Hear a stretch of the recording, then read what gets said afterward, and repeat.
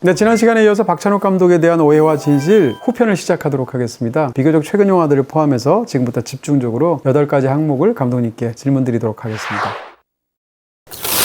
최고작은 역시 올드보이다. 뭐 감독님께서 그렇게 생각하신다는 게 아니라 그렇게 생각하시는 분들이 굉장히 많습니다. 그리고 아직까지도 제가 알기로는 감독 영화 중에서 가장 많이 알려진 것은 그래도 올드보이 혹은 이제 아가씨 이렇게 두 편인 것처럼 저한테 느껴지는데요. 어쨌건 감독님의 영화를 사람들이 떠올릴 때 국제적으로 특히 박찬욱, 올드보이 이렇게 생각하는 경향들이 있습니다. 최고작은 올드보이다라는 견해에 대해서 어떻게 생각하시는지. 특히 해외에서는 최고작이나마나 제 영화는 올드보이밖에 못 본 사람도 많을 거예요. 제 작품을 가지고 뭐 어떻게 무엇이 낫다라고 말하기가 점점 더 어려워지네요. 네. 예전에는 박쥐가 제일 좋다는 말도 하신 적이 한 있고요. 적이 요즘에는 리틀 드러머걸의 감독판을 보면은 또 제일 마음에 드는 작품 같기도 하고 또 헤어질 결심을 보면 그나마 또 이게 또 제일 나은가 그런 생각도 들고 모르겠어요. 그래서 그때 다르고 제 기준은 영화를 볼 때 좀 정말 도망가고 싶다, 숨어버리고 싶다 그런 생각이 드는 그런 순간들이 좀 없는 영화, 적은 영화가 좋아요. 그러니까 그게 객관적으로 더 나은 영화냐 그런 거 있잖아요. 굉장히 그 역사를 바꾸는 영화인데도 좀 약간 결점을 가진 영화들도 있잖아요. 그건 남들이 볼 때는 약간 좀 아쉬운 순간들이 조금 있지만 영화 전체로 봐서는 이건 정말 굉장하다 그런 영화들도 있는 법인데 제가 만든 작품을 볼 때는 그런 관점으로 보기가 어렵고 정말 못 참겠다, 못 견디겠다는 순간이 없으면 그게 좋은 영화 같아요, 저한테는. 근데 그런 면에서 볼 때는 올드보이는 굉장히 파워풀하고 다른 작품들, 다른 감독들에게 준 영향도 큰 작품인 반면 제가 좀 젊을 때였고 제작비도 넉넉하지 못한 때였고 그래서 조금 아쉽게 느껴지는 장면들도 좀 있고 되게 양가적인 감정을 갖게 돼요. 올드보이를 통해서 외국인들이 특히 외국 관객들이 감독님을 그 작품으로 알고 있는 것에 대해서는 별로 거기에 대해서 거리끼는 측면이 없으시죠? 그런 게 있잖아요. 어떤 사람이든 어떤 작가든 하나의 대표작으로 기억되는 경우가 많잖아요. 그럴 때 그것이 올드보이면 안 될 이유는 없죠. 그게 제일 충격을 줬고 에너지가 넘치는 영화였기 때문에 그럴 수 있다고 생각합니다. 네. 자, 이제 9번째로 넘어가 보도록 하겠습니다. 친절한 금자씨가 내 필모그래피에서 하나의 분기점이다 라는 그런 견해인데요. 어떻게 보면 친절한 금자씨를 일반적으로는 복수 3부작으로 나누면 오히려 위쪽에 붙는 작품이지 않습니까? 3부작의 마지막 작품이니까. 그리고 또 한 가지는 이제 그 정석영 작가랑 시작해서 협업을 하시게 된 첫 번째 작품이 또 친절한 금자씨예요. 이런 두 가지 측면에서 또 친절한 금자씨를 분기점으로 보는 견해가 있습니다. 어떻게 생각하시는지. 맞기도 하고 틀리기도 한데 정석영 작가와의 작업이 시작된다는 점에서 맞고 영화의 스타일이나 뭐 그런 면에서 봤을 때는 뭐 에너지나 이런 걸로 봤을 때 또 그 작품을 만들 때의 마음가짐, 태도의 측면에서 봤을 때는 저는 올드보이하고 좀 연결성을 더 느끼게 돼요. 그다음에 이제 여성 캐릭터를 전면에 드러내는 면에서는 확실히 분기점이죠. 캐릭터를 다루는 방식에서는. 그렇죠. 그래서 그 이후에 계속 그런 방향성을 확실히 보이고 있으니까 그러면서 맞는 말입니다. 감독들의 모임인 그 디렉터스 컷 연말 시상식에서 감독님이 이제 굉장히 재치 있게 말씀하시는 게 지금까지도 회자가 되는데요. 그 당시에 이제 농담처럼 송강호 배우와 이영애 배우를 이제 거론을 하시면서 나는 이영애 배우랑 유일하게 두 편을 찍은 감독이다라는 말을 약간 농담 삼아 자랑하셨어요. 첫 번째 작품은 공동경비병 JS이지 않습니까? 그렇죠. 그리고 이제 친절한 금자씨고 지금도 이영애 씨가 이 두 작품을 제외하면 하나가 더 있다면 이제 봄날은 간다 정도 이 세 편 정도로 영화에서는 기록이 되는 기억이 되는 배우가 되는 이영애 씨와 두 편 일해본 유일한 영화 감독 그 기록은 아직도 안 깨지고 있는 거 아닌가요? 네, 근데 그 기록을 지금 올드보이 무슨 황금종려상보다 더 자랑스럽게 생각하시는 것 같아서 그 두 영화 사이에서의 이영애 씨는 어떤 차이를 느끼셨나요? 그러니까 배역이 아니라 그 사이에 어떤 배우도 수많은 경험들이 있었을 텐데요. 일단 JSA가 저한테 좀 아쉬움을 남긴 것은 이영애 씨가 연기한 캐릭터를 기능적으로 사용했다고 할까. 특히 또 아버지에 대해서 얘기하는 그 거제도 포로수용소에서 삼국행을 택한 그 아버지에 관한 이야기를 나눌 때는 좀 그 드라마 속에 잘 용해되지 못했던 것 같고 이영애 씨의 잘못이 아니라 캐릭터가 남북한 병사 4명의 이야기가 너무 강하게 자리 잡고 있어서 그 캐릭터가 좀 존재가 아주 뚜렷하지가 않았죠. 근데 그건 또 사실 드라마의 요구이기도 해요. 이 4사람한테 초점이 가야 되니까. 어쨌거나 이것은 제가 이영애 씨한테 좀 미안한 일이었어요. 그래서 그게 마음에 걸렸어요. 그러다가 이제 봄날은 간다를 보고 또 한번 반성을 하게 된 거죠. 저렇게 훌륭한 배우인데 마음껏 발휘할 기회를 내가 못 만들어준 것에 대해서. 그래서 영애 씨와 다시 하고 싶다고 만나서 이런저런 얘기를 하면서 각본을 완성을 했고, 그 사이에 영애 씨도 많이 바뀌었어요. JSA 때 좀 더 소극적인 사람이었다면 이제는 거리낌 없는, 이런 거를 하자고 해도 괜찮을까? 내가 좀 망설이면서 겁을 내면서 얘기를 해도 재밌겠는데요? 이러면서 오히려 한술 더 뜨는 그런 모습을 보였다는 거. 그래서 그녀의 연기 경력이나 외모나 이런 것 때문에 생겼던 그런 선입견이 많이 바뀌었죠. 겉으로만 봐서 사람을 알 수 없는 것은 정말 다시 한번 또 느꼈고 감탄하면서 즐겁게 일을 했던 작품이에요. 사실은 친절한 금자씨 하면 제일 먼저 떠오르는 것 중에 하나가 이렇게 뭐라고 할까요? 눈물을 먹으면서 웃었다 운 그 강렬한, 또 영화적으로도 형식적으로 강조가 되어 있잖아요. 그 이영애 씨 얼굴이거든요. 그런 부분에서도 이영애 씨는 자기가 어떤 사람으로 보이고 싶다, 그런 거 정해놓은 것도 없고, 흔히 그 광고 끊어질까봐 뭐 겁내고 그런 사람들도 가끔 있다고 들었는데 그런 거 전혀 없는 사람이었습니다. 이렇게 복수 3부작이라고 이제 나중에 이제 지칭을 하면서 이 세 편을 묶게 되는데요. 이 세 편을 사실은 저는 생각할 때 뭐라고 할까요? 사운드적인 측면에서 이 세 작품이 서로 다른 변별성이 있어서 굉장히 흥미롭게 느껴집니다. 예를 들어서 이제 저는 이 영화의 내레이션이 굉장히 등장한 아주 인상적인 케이스로 친절한 금자씨를 좋아하거든요. 이 영화에 이제 내레이션이 쫙 깔리게 되고 그 내레이션을 누가 하는지가 마지막에 등장하게 되는데 내레이션이 단순히 정보를 주는 게 아니라 어떤 그 영상과의 관계에서 굉장히 독특한 위치를 차지해서 무척 좋아하고요. 올드보이에도 내레이션이 있지만 거기서는 약간 좀 장르적으로 쓰이는 부분들도 있고 일부러 어긋나게 해서 코미디를 만들기도 하고요. 그 다음에 이 복수 3부작의 첫 번째라고 할 수 있는 복수는 나의 것은 어떻게 보면 사운드적인 측면에서 대사는 가장 적은데 그러다 보니까 또 현장에서 들리는 소음이나 이런 사운드를 굉장히 중요하게 다루셨잖아요. 이런 부분에서 이 세 편을 만들 때 사운드적인 측면을 한번 이야기해 주시면 어떨까요? 말씀하신 대로 복수 나의 것은 작정하고 사운드 활용이 이 영화의 이제 핵심이다라는 생각을 가지고 사운드 디자이너하고 3인조부터 계속 모든 작품을 해오고 있는데, 특히 복수 나의 것은 아주 초기부터 작정하고 했습니다. 그래서 그분도 가장 자랑스러워 하시는 작품이 되었고, 선택적으로 특정한 소리를 괴로우리만큼 강조를 한다거나, 또 청각장애를 가진 사람의 귀에 들리는 소리가 무엇인가를 좀 상상해 보려고 한다든가, 뭐 하여간 소리로 할 수 있는 모든 창의적인 것은 다 해보려고 노력을 했던 결과고. 신하균 씨가 그 영화 속에서 이제 그 소음이 심한 공장에서 퇴근을 해서 집으로 들어가서 그 저녁에 혼자 라면을 끓여 먹을 때 뒤에서 이제 누나가 고통에 이제 집어던지는 그때까지 장면 속에서 사실은 대사가 하나도 없잖아요. 그럴 때 전부 다 그걸 사운드로 채우셨는데 그 장면 개인적으로 굉장히 좋아하는 장면입니다. 그때 좀 실험적이라고까지 할 만큼 청각장애인으로 설정을 어차피 한 마당에 이것은 소리를 듣지 못하는 사람이 주인공인 영화인데 관객에게는 소리가 제일 중요한 영화로 표현하고 싶었어요. 올드보이는 사실 거기서의 내레이션은 제가 중요하게 생각했던 것은 내러티브 구조를 좀 복잡하게 만드는 것이었어요.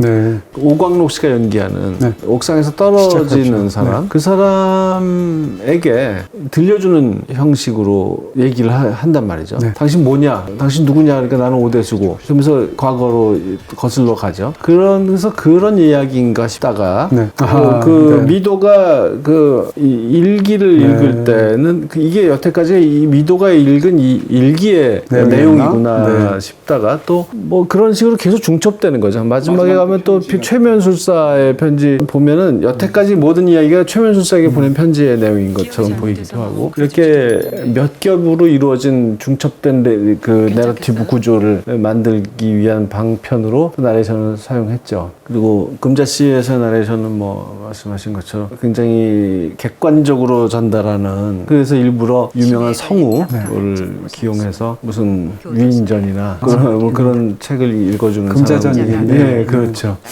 그렇게 가다가 이제 어떤 반전이 있는 그런 구조죠. 예. 재밌습니다.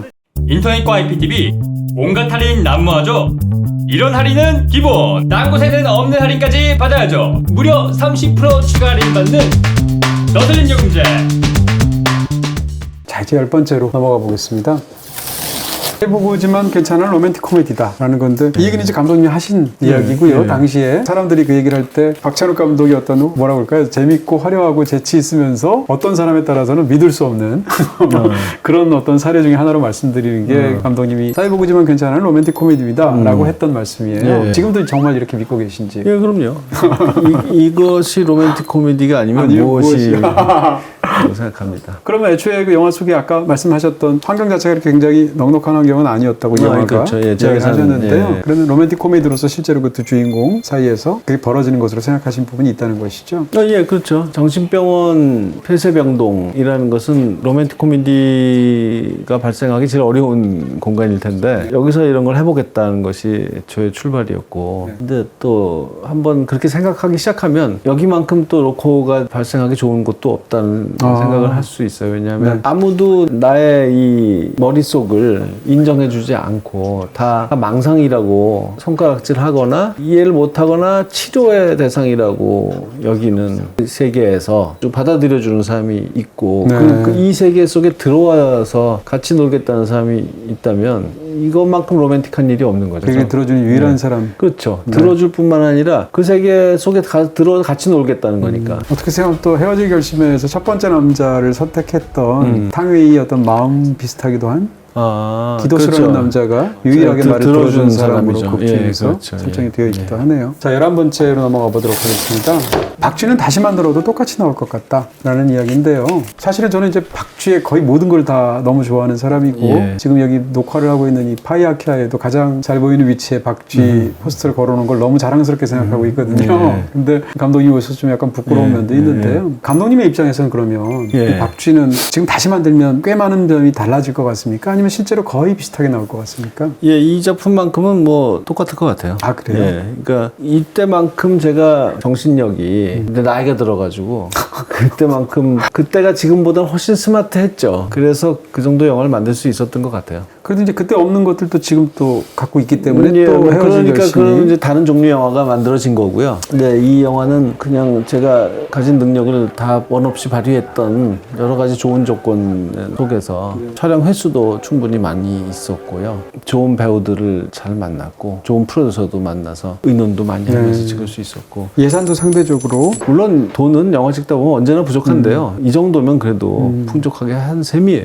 자, 창작자 입장에서는 이제 본인의 영화들을 이렇게 쫙 훑어보시면 만들던 시기에 본인의 상태와 그때 나가 얼마나 활기찼는지 혹은 다운되어 있었는지 다 기억이 나시겠습니다? 다들 그렇다고 하는데 저는 그렇지 않아요. 저는 좀 기억력 몇몇만 기억나시는군요. 기억력 바보라서 잘 기억나는 게 없네요. 근데 예를 들면 김옥빈 씨와 송강호 씨 그 두 캐릭터가 막 싸우다가 한쪽을 죽이고 뱀파이어로 되살리고 하는 그 장면을 찍을 때 또 김혜숙 씨가 이제 거기 지켜보고 있고 그런 장면을 찍을 때 희열에 가까운 영화 일을 하면서 보람 있고 뭔가 이룬 것 같은 그런 만족감을 그때 정말 크게 느꼈거든요. 그것은 생생하게 기억이 납니다. 네, 박쥐의 뭐 허다한 명장면들이 있지만 그 장면이 정말 가장 제일 먼저 떠오르는 장면이 아닌가 싶습니다. 그때 그 송강호, 김옥빈 두 배우가 너무 자랑스러웠고요. 네. 자, 12번째 넘어가도록 하겠습니다. 외국 영화를 감독한다고 특별히 더 부담스럽진 않다. 근데 이게 순서대로 얘기하면 사실은 이제 스토커 때문입니다.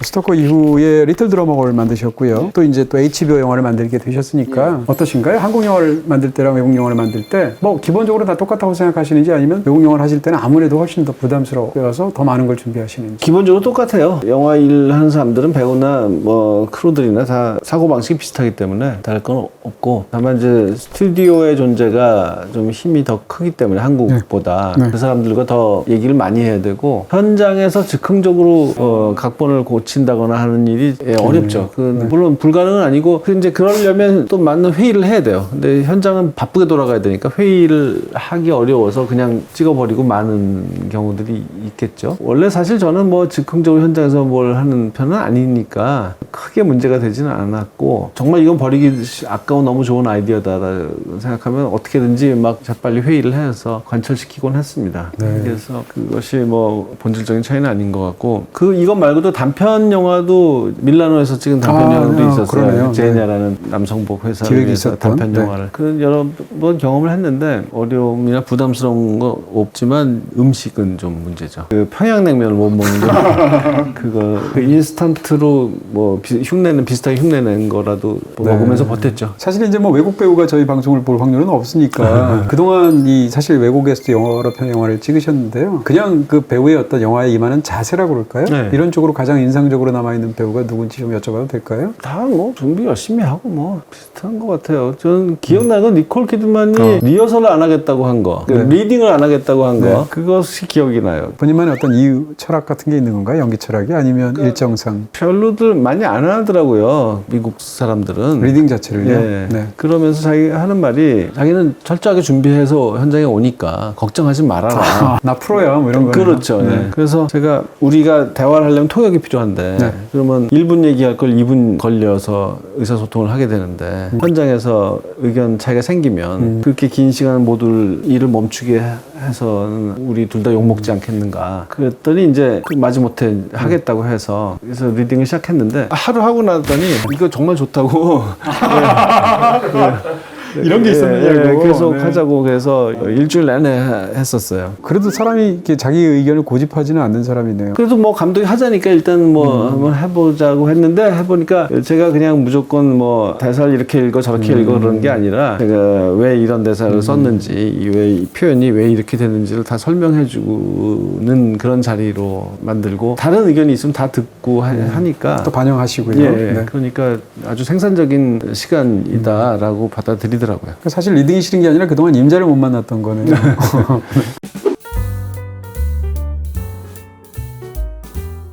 자, 이제 13번째로 넘어가겠습니다.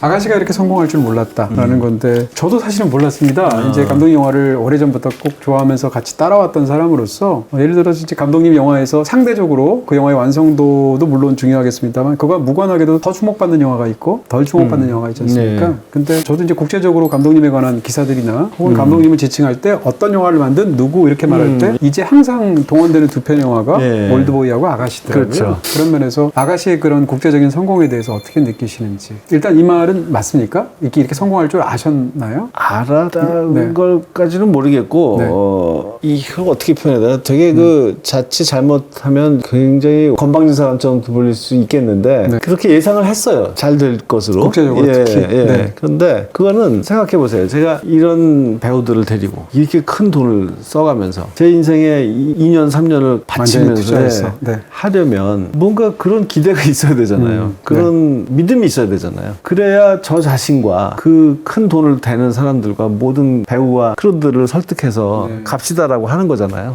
저는 모든 영화에 그런 예상을 한 셈이에요. 복수 나의 것조차도. 아, 네. 그래서 네. 그러니까 이렇게 성공할 줄 알았고 복수 나의 것이 그렇게 성공 못할 줄은 몰랐어요. 네. 그렇게 하니까 또 겸손한 버전이 되네요. 어떻게 생각하면 감독님 그럼 거의 모든 영화를 다 그런 어떤 일종의 자기 확신이 없으면 사실 밀어붙이기가 그렇죠. 어렵겠죠. 누구나 감독들은 그러리라고. 또 감독은 또 선장이니까요. 예, 그렇게 해야지. 자기도 못 믿는데 누가 돈을 대겠어. 그럼 이 아가씨의 성공에서 가장 기쁜 건 어떤 것이었습니까? 자후적으로. 김태리. 그렇죠. 예, 김태리 예. 씨를 발굴해서 지금 너무 예, 중요한 예, 배우로 예, 만드셨으니까. 제가 만들었다고는 못하겠지만 하여간 세상에 소개할 수 있었다. 그런 것이 저는 큰 보람이죠. 네, 이제 14번째로 넘어가겠습니다. 헤어지기 결심 흥행 자신 있다. 지금 상황에서. 이제 개봉하기만 이제 몇 주 남은 상황이니까요. 아까 13번에 따르면 그렇죠. 자신 있습니다. 더군다나 믿는 구석이 있기 때문에 15세. 그러네요. 감동 영화 중에서 어떻게 보면 가장 뭐 박찬욱 순한 맛 이렇게 또 표현할 수도 있을 것 같고요. 근데 아니나 다를까 뭐 약간 지금 현재 조짐이 저도 잘 모릅니다만 헤어질 결심이 이제 칸느 그다음에 또 외국에 풀리는 과정 가시화된 건 없습니다만 칸느의 수상을 제외하고 헤어질 결심의 레이스는 지금 시작이라는 생각이 들고요. 꼭 그것이 무슨 상에 관해서 국한하는 것은 아니고요. 그런 면에서 헤어질 결심 예를 들어서 저는 내년 한 2월까지 굉장히 바쁘실 거라고 예상을 했는데 이미 벌써 이제 HBO 다음 영화를 만들기로 하셨습니다. 헤어질 결심이 약간 지금 상황에서 개봉을 앞둔 그 감독의 입장에서 이전 작품하고 달리 흥행이나 혹은 대중의 반응을 생각할 때 좀 다르게 느껴지는 부분이 있습니까? 제가 잘 못 느꼈는데 그 전에 저한테 와서 그런 말을 하는 분이 없었는데 막상 이렇게 15세 영화라고 발표를 하니까 그동안 말을 못했던 분들이 찾아와서 아 정말 잘 생각했다. 그동안 힘들었다. 그런 얘기를 많이 해주시더라고요. 그래서 제가 그동안 얼마나 많은 분들을 괴롭혔는지 또 한번 알게 됐고 그래서 부드러운 섬세하고 우아한 영화 그런 영화를 기다리는 분들이 있다면 좋아하실 것 같아요. 어떻게 생각하면 한국 고등학생 관객이 힘을 볼 수 있을 그런 순간이겠네요. 그렇죠? 그 생각에는 이게 글자 그대로 15세 이상 그 고등학생들이 많이 보는 효과보다는 성인이지만 폭력적인 거 너무 자극적인 장면 그런 거 싫다 이런 분들에게 희소식이 아닐까.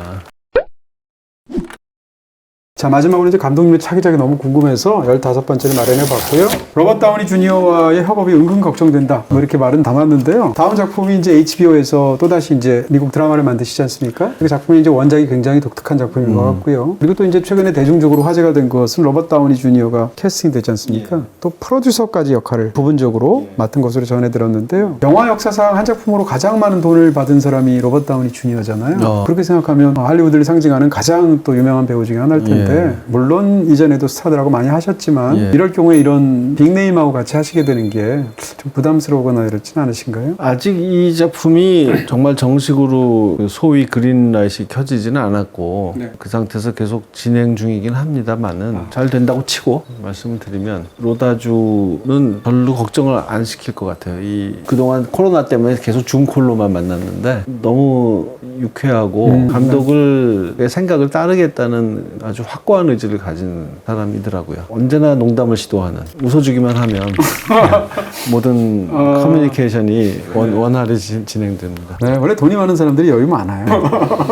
또 실제 사실은 이제 뭐 아이언맨을 비롯한 그런 마블 영화로 아시는 젊은 관객들 입장에서는 생소하시겠지만 로버트 다우니 주니어가 사실 연기 굉장히 잘하는 배우지 않습니까? 그것 때문에 캐스팅한 거죠. 이 젊을 때 천재 소리 들었던 사람이고 진짜 훌륭한 감독이었던 아버지를 두고 있고 연기력은 뭐 아무도 의심하지 않는 그런 사람이죠. 그래서 대화를 해봐도 캐릭터 해석이 아주 창의적이고 모든 걸 좀 새로운 걸 해보고 싶어하는 의지로 충만한 그런 배우입니다. 근데 이제 저처럼 이제 텔레비전 드라마 시리즈보다는 극장 영화를 중심으로 생각하는 관객 입장에서는 다른 한편으로는 약간 뭐라 그럴까요? 계속 극장 영화를 그 사이에 더 만들어 주시면 더 좋지 않을까 이런 또 이상한 마음을 갖고 있습니다. 거기에 대해서는 어떻게? 정말 저도 지금 현재로서는 이렇게 이제 동조자처럼 긴 이야기 도저히 극장용 영화로 줄일 수 없는 무리하게 줄이면 작품이 훼손되는 그런 작품을 어쩔 수 없이 TV를 위해서 만들지만 이제 백지 상태에서 새로운 기획을